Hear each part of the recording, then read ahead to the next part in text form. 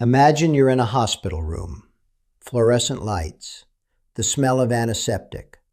A surgeon walks in, places a clipboard on your bed and says, "We just need your signature here. It's a routine procedure." Most people sign. They sign because the white coat creates an authority that's hard to question. They sign because they believe the person holding the scalpel must know best. But today we are going to walk into that room together, and we are going to ask the questions they don't want you to ask. We are going to uncover the 5 most dangerous surgeries for the aging body, not because surgeons are evil, but because the human body has a hidden expiration date on its resilience that no brochure ever mentions. By the time we're done, you won't be the passive patient signing on the dotted line. You'll be the informed advocate who controls the conversation. Here's what you're going to learn. We're looking at 5 specific procedures, from hip replacements to open heart surgery. I'm going to show you why a 75-year-old body reacts to a scalpel differently than a 45-year-old body. It's not just about being out of shape. It's about cellular bankruptcy. We'll talk about the concept of frailty, the word doctors use as code for danger.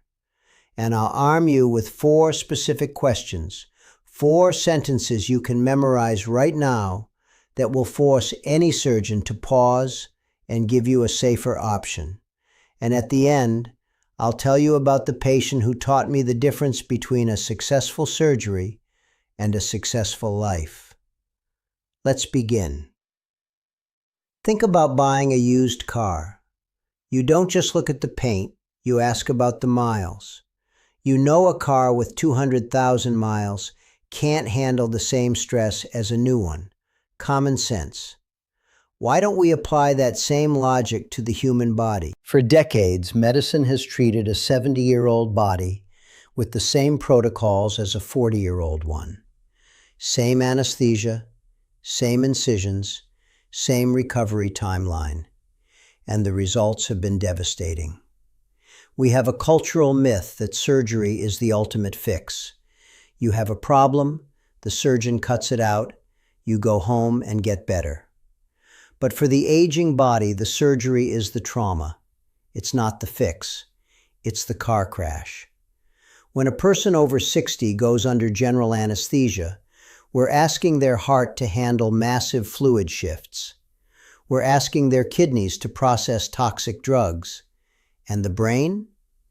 There's a condition called post-operative cognitive dysfunction.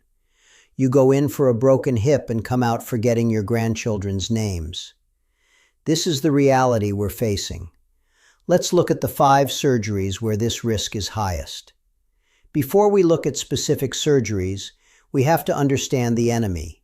It's not age. It's frailty. Picture 2 different 75-year-olds. One plays tennis, gardens, walks her dog daily. The other uses a walker, has diabetes, and gets short of breath going to the mailbox. If both have the same surgery, will they have the same outcome? Of course not, but the system often treats them the same. Frailty is a medical syndrome. It's when your body's reserve capacity has dropped below a critical threshold. Imagine your body as a savings account.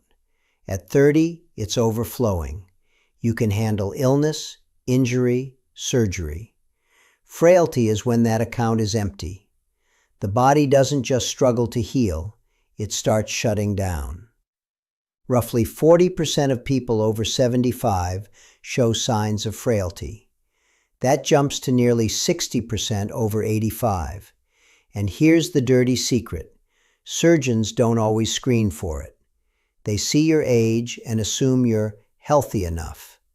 But unless they measure your grip strength, walking speed, and exhaustion levels, they don't know if you're the active one or the frail one. A frail patient facing major surgery has a risk of complications 4 to 5 times higher than a non-frail patient. The surgery doesn't fail, the patient fails. So before you agree to any surgery, know your frailty. If you are frail, the goal shifts from how do we fix this to how do we treat this with the least possible trauma. Let's start with the big one, open heart surgery, CABG or CABG. The logic is simple. Blocked artery, build a detour. For the right patient, it's a miracle. But to do this, we have to stop your heart completely. We put you on a bypass machine that does the work of your heart and lungs. For a 55-year-old with strong kidneys, that's manageable. For a 78-year-old with diabetes and kidney disease, that machine is an assault on every organ at once. When blood hits that plastic tubing, the body sees it as an invader. It triggers a massive inflammatory response. The kidneys get clogged. Postoperative kidney failure is common, sometimes temporary, sometimes permanent dialysis. The brain suffers too. Microclots, inflammation, air bubbles, they contribute to that cognitive dysfunction. Patients wake up confused, agitated, sometimes never the same. And the numbers? In frail elderly patients, the 30-day mortality rate after open heart surgery can range from 15 to 30%. 1 in 5 or 6 patients doesn't leave the hospital. But here's the hope. There's an alternative for many. TAVR, transcatheter aortic valve replacement. Instead of opening the chest, they go in through a small incision in the groin, thread a catheter to the heart, and replace the valve without stopping the heartbeat. Recovery is days, not months. The question you must ask, am I a candidate for a less invasive approach? Is there a stent or a catheter-based option? If they say no, ask why. Especially if they say you're too high risk. That's exactly who these alternatives are for. Back pain is almost universal in seniors. And for years, the answer was, let's fuse it. Spinal fusion, metal rods and screws to stop the movement causing pain. In theory, it works. In reality, for an elderly patient, it's a minefield. A major study in the journal Spine found that in patients over 65 undergoing complex spinal fusion, the complication rate exceeded 40%. Almost half had major complications. What are we talking about? Hardware failure, screws loosen, rods break, you need another surgery. Adjacent segment disease. You fuse one level, and the vertebrae above and below take all the stress. Within years, they fail too. Infection. Spinal hardware is a magnet for infection. Treating it often means removing the hardware, leaving you worse off.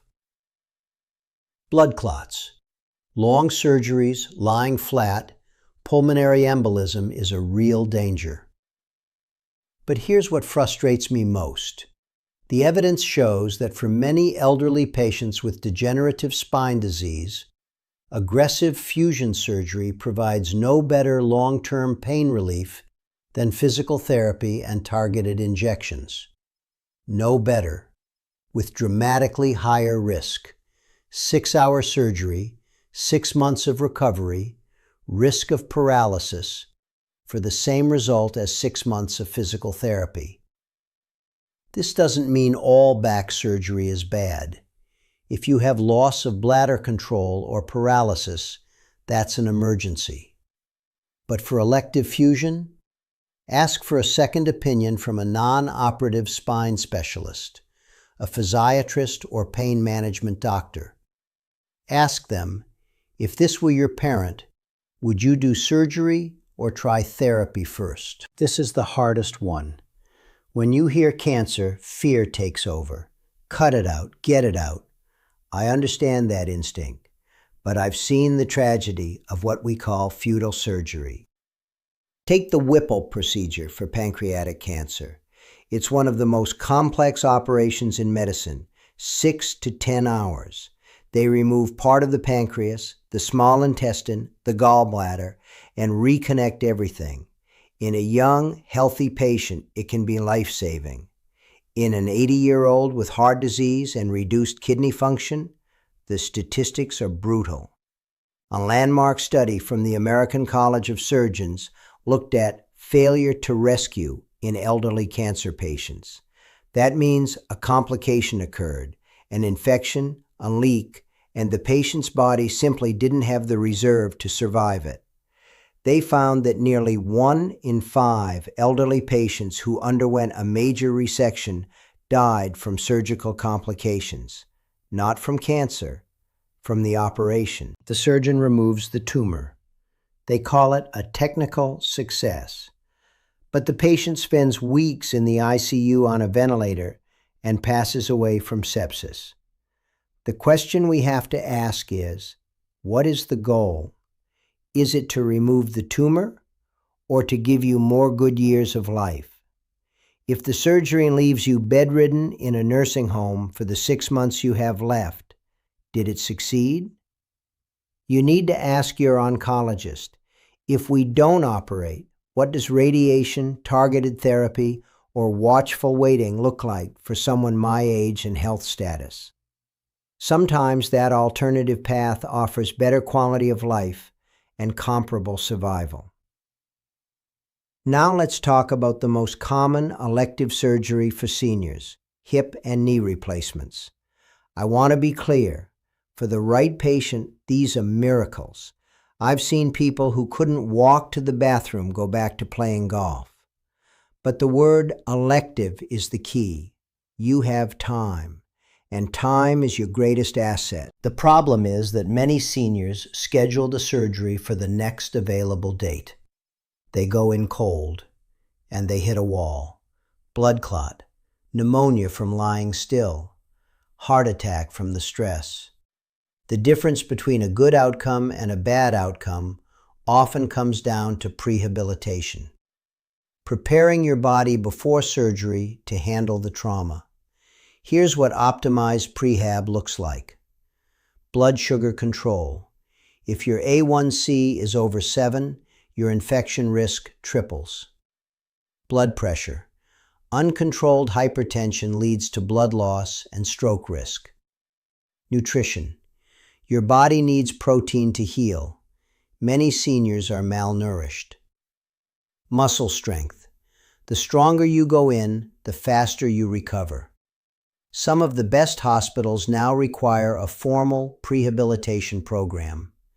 They won't schedule your surgery until you've spent weeks optimizing your health. If your surgeon doesn't mention prehab, ask, what can I do in the 30 days before this surgery to reduce my risk of complications? The difference in complication rates between a cold surgery and a prehab surgery can be as high as 50%. And ask about blood clots. In the elderly, deep vein thrombosis is a killer. Ask about the blood thinner protocol. Ask how soon you'll be up and walking. Movement is medicine. Now for the one you don't choose. It chooses you. Perforated bowel, ruptured appendix, intestinal obstruction. Emergency abdominal surgery in patients over 75 carries some of the highest mortality rates in all of surgery. We're talking 30 to 50% in severe cases like a perforated bowel. Why? Because the body has no time to prepare. In a younger person, the inflammatory system fights the infection and recovers. In an older body, that same response spirals into systemic inflammatory response syndrome, or SIRS. Blood vessels leak fluid, blood pressure drops, organs fail, kidneys, then liver, then lungs, a cascade, a domino effect. So what can you do about an emergency you can't predict? 2 things. Number 1, don't ignore abdominal symptoms. Persistent pain, bloating, changes in bowel habits in someone over 60. These are not just getting older. If you ignore a partial obstruction, it becomes a full obstruction. If you go to the ER early, you might get antibiotics and avoid the knife. If you wait, you're going to the OR at 2 a.m. with a team you've never met. Number 2, have the conversation with your family. Tell your children, your spouse, if something happens to me, what are my limits? This isn't morbid, it's love. Because if you don't, your family will be standing in a corridor at 3 a.m., terrified, and they'll say, do everything. And everything might mean a 6-hour surgery that leaves you on a ventilator. If you've had the conversation, they can say, he wanted to avoid major surgery if the chances of a meaningful recovery are low. Is there a less aggressive option? We've covered the 5 dangerous surgeries. Now let's arm you for the surgeon's office. 4 questions. Memorize them. Question 1. What happens if I don't have this surgery? If the answer is, you have a condition that will kill you in 6 months, then you consider the risk. If the answer is, nothing urgent changes in the next year, then you have time. Time to optimize. Time for a second opinion. Question 2. Is there a less invasive alternative? Force them to consider the catheter, the scope, the robot. Medicine has changed in 10 years. Heart valves used to mean open chest. Now it's a groin stick. Ask if you're a candidate for the newer technology. Question 3. What does recovery realistically look like for me? Don't take the brochure answer. You say, I'm 78, I have diabetes, I live alone. What does recovery look like for my profile? Will you need a nursing facility? Will you need help with the bathroom? Get the unvarnished truth. Question 4. What is your personal complication rate for this procedure in patients over 70? Surgeons know their numbers. A confident, honest surgeon will tell you. If they get defensive, that's a red flag. If they're uncomfortable discussing outcomes, how will they handle it if you have a complication? Let me tell you about a patient. I'll call him Gerald, 71 years old, sharp. 3 different surgeons recommended open heart surgery. 3 recommendations, same answer. Gerald wasn't afraid of the surgery. He was afraid of losing himself. He watched his wife go through a major operation. She went in as the woman he married and came out as someone he had to take care of. When I reviewed Gerald's full profile, kidney function, frailty score, cognitive baseline, I told him the truth. Surgery was an option, but so was aggressive medication combined with cardiac rehab. For his specific profile, the data showed comparable 5-year outcomes. He chose the non-surgical path. That was 4 years ago. Last month he sent me a photo. He's standing at the top of a hiking trail in Colorado with his 2 granddaughters, grinning like he won the lottery. Here's what I need you to understand. A surgical recommendation is not a verdict. It's the beginning of a conversation. You are not a passive recipient. You are an active participant. The surgeon holds the scalpel, but you hold the choice. And that choice, made with full information and clear eyes, is the most powerful tool in medicine, more powerful than any operation I've ever performed. We covered 5 high-risk surgeries today: open heart in the frail patient, spinal fusion, major cancer resections, elective joint replacement without prehab, and emergency abdominal surgery. But we also covered the way out, the 4 questions, the second opinion, the conversation with your family. Your age is not a weakness, it's a record of survival. And you've earned the right to be picky about who operates on your body. If this video helped you, share it. The person who needs to hear this might be sitting in a doctor's office right now, looking at a consent form, not knowing they have a choice. Take care of yourselves. Stay curious. Keep advocating for your own health. Now I want to hear from you. Have you or a loved one ever been told surgery was the only option, only to find out there was another way? Let me know in the comments. I read them. Thank you for watching. Be well.